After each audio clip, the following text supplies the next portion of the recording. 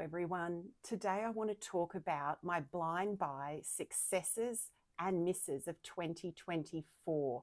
I think I have about 9 fragrances in here, and they're mostly hits with a couple that haven't worked out. I've also tried to include some fragrances that I haven't talked ad nauseum about in recent times. So if you'd like to see my blind buy successes and misses for the year so far, do keep watching. First up, we have Intense Tiare by Montale. I've taken the little dingle dangle off because it makes too much noise. I bought this early in the year, January, I believe, to go on a cruise in March. I love this, and I've worn it again recently a few weekends ago to the coast, and I enjoyed it even more. This is a strong tropical floral fragrance. It's got Tiare, as you'd expect, and some ylang in here. It's bold, it's bright, and that's why I like it, because it doesn't disappear in the heat. It doesn't disappear when you're wearing it outside. This is the perfect summer holiday fragrance in my view, because it sticks with you. It can transition from outside to a lunch or a dinner. It is very fun and vibrant. It's Montale, there is musk in it, and this might off-put some people in the hot weather, but for some reason, I don't mind this one in the hot weather. I actually don't find it overwhelming. But if you like the idea of a really bold tropical floral fragrance, this one's pretty linear. What you get from the first spray is what you get throughout. Other people will smell it. It's fun in a bottle, tropical floral fun. That's Intense Tiare by Montale. I'll mention this one quickly because I have mentioned it in recent videos, and that is Midnight Oud by Juliette Has A Gun. This is a recent blind buy, and it's so good. This is one of my best rose fragrances. It's heavier, but there's some freshness to it. It's really wonderful. The rose is center stage, and there's some bergamot that gives it the freshness. I think it's bergamot, but it's got some freshness to it that just seems to keep it lifted and not dull and dusty at all. The oud in here, I find not problematic or troublesome at all. I guess it gives it some longevity, it gives it some body. This is a lot easier to wear and lighter than I would have thought. I think this has been really well done by Juliette Has A Gun. I've been wearing this a lot of an evening. Sorry, I'm racing so fast with what I'm saying. I've been wearing this a lot of an evening when it cools down. We're in late stages of spring here, and I've been enjoying wearing a couple of sprays of this of an evening as I'm winding down to bed. Oh, it's a mood booster for me. I really, really like this rose fragrance. That is Midnight Oud by Juliette Has A Gun. Another one from the Montale Mancera family, this one Mancera obviously, is Sicily. This is a brilliant warm to hot weather fragrance. There's a ton of citrus in here that come together. There's a ton of fruit in here, but I get lemon, even though lemon's not listed. It's grapefruit in Sicily. Again, this fragrance sticks to me. It will last many hours on warmer days, like 4 or 5 hours on the hottest of days. The citrus and the fruits are combined with some beautiful light florals. Let me just spray this. This one's lovely. It's warmer today.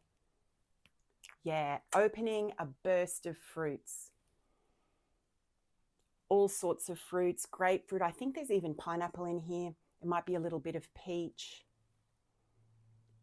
As it dries down, the florals come through a little more, and they help balance out the fragrance. This is slightly sweet. It's the fruits here are what's bringing the sweetness, the florals, and there's something like violet, and there's white florals in here. They just tamper down the sweetness, and they give it a ever so slightly powdery quality. This is incredibly wearable. No one around you will be offended by this. It is fresh, it is invigorating, and it's not too much. It doesn't project too much. But Sicily is one I'm just going to keep reaching for on these warmer days, and can even be worn on the hottest of days. That's Sicily by Mancera. The Essence of Casablanca by Swiss Arabian. Now, I am not familiar with the original Casablanca, because by the time that one was available to me here in Australia, this one was also here. And did you see that sprayer? Sorry, side note, there's a problem with the sprayer. This sprays like, what's the word? A high pressure hose. It doesn't spray properly. Just look at this. I'll see if I can do it.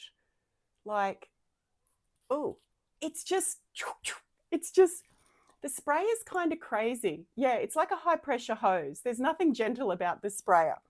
But I suppose that's neither here nor there. But incidentally, that's why this one didn't make the list I recently did of no regrets, because it's splitting hairs, but that spray is kind of annoying. Okay, back to how it smells. This is sweet with kind of a grapey overtone. It is a wonderful gourmand fragrance because it's not too heavy. So I can wear this in an Australian climate. I'm in Queensland, so it's mostly warm to hot weather here with fairly mild winters. And I do like sweet fragrances, sweet gourmand fragrances. And this one fits the bill because it's not too dense and it's not too projecting. But yeah, it is caramelly brown sugar and these fruits at the top that to my nose are like kind of grapey. Problematic sprayer, but that's okay. I just make sure no one's in the way so I don't injure anyone.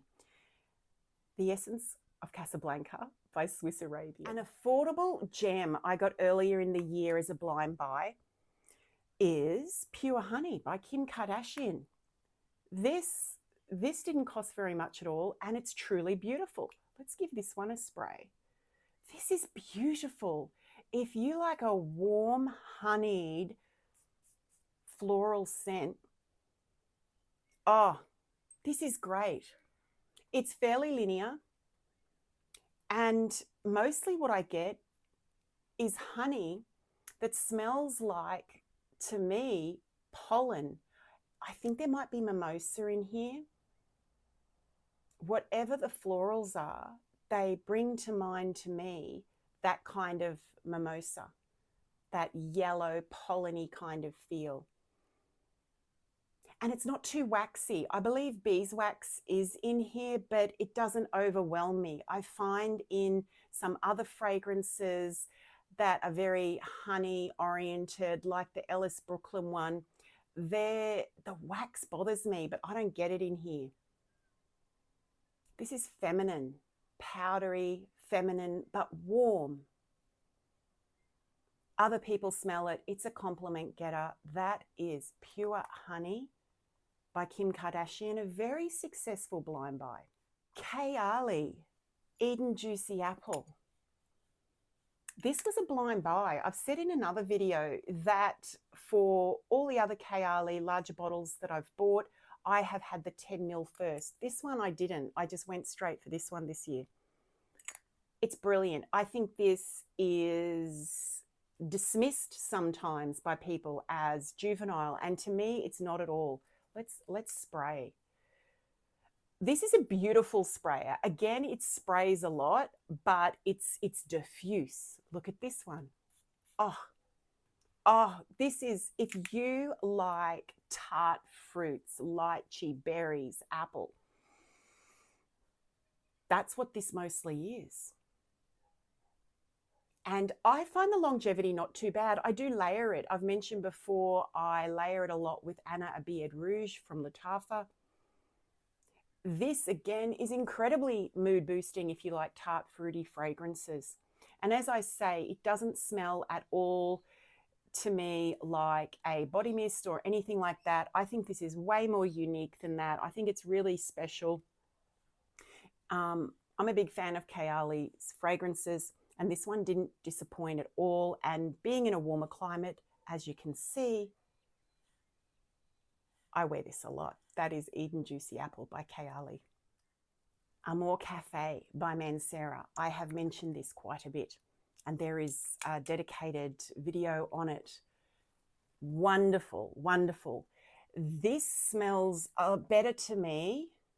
I prefer this over the essence of Casablanca. I think this is, they're similar because they've got a lot of vanilla and sweet notes in them. They've got a very strong brown sugar presence in both fragrances. This one to me is richer and smoother. And of course there's some coffee in here, but the coffee is not dominant. It's blended in with this caramel, brown sugar, and vanilla ice cream. If you've been wondering, is it worth getting this one? And I know a lot of you are heading into winter. I'd definitely consider it, or at least get a sample of it, because this for me projects to the right amount and it lasts a reasonable time on the skin. On my skin, I'm getting 5 hours out of it. I've had to put it a little aside because the weather's warming up here, but this is delicious, Moorish, and I feel just right when it comes to a gourmand perfume that doesn't make you smell entirely like food, but this one's very gourmand nonetheless. It is warm and delicious, and it's caramel on vanilla ice cream with a touch of espresso mixed in. One of my favorite blind buys, and one of my favorite buys this year, that's Amore Cafe by Mancera. I guess I would say, generally speaking, I have never been disappointed by the Manceras and the Montales that I've purchased in recent years. I find them really good. I would definitely say the Montales are quirkier. Oh, we've lost our little thing. Montale is a quirkier house than its sister house, Mancera. So it's true to say, I feel, at least for me, with the Montales, you're never quite sure what you're going to get. For me, I don't seem to, touch wood, be able to go wrong with Manceras. Generally speaking, I think the Manceras are smoother and they're more mass appealing generally. I love both houses, and based on my success, I'm going to continue to explore them and add more to my collection. I've got two here that didn't work out. One I have already mentioned, but it's many months since I got this one, so it'll be good to review it. This is Le Prestige Royale by Khadlaj. Now, this is not a hate by any means. It just doesn't really work. I'm going to go grab I've got a little decant of Hibiscus Mahajad, and it'd be good to compare the two, I think, for you. Won't be long. This Discovery set from Maison Crivelli was also a blind buy. Let's see. Can you see that? It's really beautiful. And the samples in here, these are 4 of their extrait concentrations. They're all 5 mils, which is wonderful. You can really experience the fragrances. Let me know in the comments below if you would like me to go through these Maison Crivelli fragrances. I have had a chance to try them out, and I've got another one on my shelf as well. But yeah, do let me know if you're curious about these, particularly these Maison Crivelli. I can do that now. I've compared them quite a bit. Look at this wonderful little decant, 5 mils.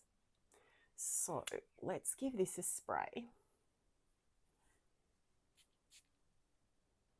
Oh, they definitely resemble each other. They definitely resemble each other. Khadlaj has beautiful sprayer and bottle. Let's just mention that. The bottle's a little strange looking, and the detailing is kind of plasticky looking, but it's solid, and it came without being damaged. So this is okay. There are green nuances to both. To my nose, there's a fair bit of green, aromatic and woody qualities to both fragrances, to both Le Prestige Royale and also Hibiscus Mahajad. The best parts of this Hibiscus Mahajad are not in Le Prestige Royale. And the best parts are a bright, fruity quality, a sweetness that it's a floral sweetness, but it's also a fruity sweetness. Now, here's the thing. When I open this and just smell it from the nozzle, I get some of that sweetness that is in the original Hibiscus Mahajad. But as soon as you spray it on your skin, the sweetness fades within 1 minute and you are left with something very green. It's bright, it's green, and it's woody. It gets a bit muddled though. It gets kind of like squished up forest floor leaves. And don't get me wrong, that's also in Hibiscus Mahajad, but oh, there's this glorious sweetness in here that's not dissimilar to something like this. This is the Eden Juicy Apple. So there's a tart, bright sweetness in Hibiscus Mahajad that is not in Le Prestige Royale. So for me, that's incredibly disappointing. Incredibly disappointing. It's not unpleasant. And actually earlier today, I was playing around with this one because I knew I'd be talking about it. So I sprayed this and I sprayed some opulent red over the top.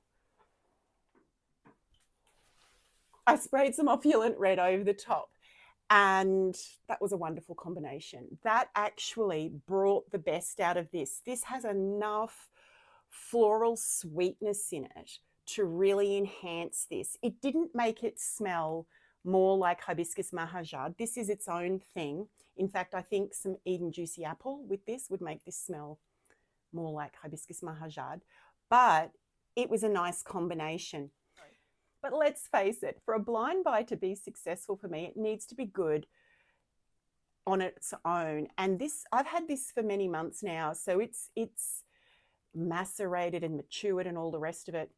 And yeah, it doesn't have the best parts of the Maison Crivelli Hibiscus Mahajad.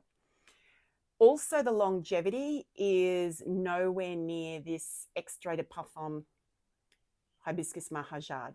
I did test them a few months back. What did I do? I sprayed one spray of this on one arm and I sprayed about 5 or 6 sprays of this on the other arm. And I jumped on the treadmill and I did my walking workout, very warm, very sweaty. And when I came off the treadmill, I could still smell this. It smelled great. It was projecting one spray. This had disappeared. So 50 minutes later, this had disappeared and I'd sprayed it probably 6 or more times. So interesting. It's a whole nother discussion about dupes, isn't it? But in terms of blind buys this year, this one didn't quite work out for me. That is Le Prestige Royale by Khadlaj. I also have, and this one didn't work out either, Mystique Bouquet by Afnan. Now, I know this is a favorite for a lot of people. So yeah, maybe don't listen to me if you love this, because I don't want to put you off. I don't want to de-influence. I don't want to put any images in anyone's mind that would take away from their experience of this fragrance if they enjoy it. But I'm going to be honest with the rest of you. There's things I like about Mystique Bouquet, but my goodness, there's one thing that I really don't like. Now, I've not smelled Valaya from Parfum de Mali, which this is based on, I believe. Correct me if I'm wrong. I've not smelled that fragrance, so I can't compare the two for you. This is a gentle, floral, but strong, musky fragrance. I think it's great for warmer weather. It's fresh and clean, very much so. The problem I had with Mystique Bouquet is after a while, when I was testing it out and I'd given it a full spray and I was wandering around the house, I was like, what is that? Okay, so this is where, if you love this, please don't listen to me. Please tune out. But to me, the musk in here has a quality that smells like stale breath. I've never smelled anything like it, and I usually love musks in my fragrances. But yes, stale breath. And now that I've made that connection, it's kind of done for with Mystique Bouquet. It's stale. It's like stale saliva rather than halitosis, really bad breath. I'm not talking about that. I'm just talking about stale breath. I've got a hair across my face. There we go. Yeah, I don't know. I feel inadequate because I know how loved this is. And obviously I understand that Valaya is really loved too. But yes, this is really appealing in so many ways. It is fresh, floral, musky, and there's a slight tang to it that's really nice. But after a while, this musk is no good on my skin. It smells like stale breath. So that is Mystique Bouquet by Afnan. That's the selection, friends. Do let me know. I love our conversations in the comments. What have been your blind buy successes and not so successful blind buys this year? Let me know. I'd love to hear from you. Thank you so much for watching, and I really look forward to seeing you in the next video. Bye for now.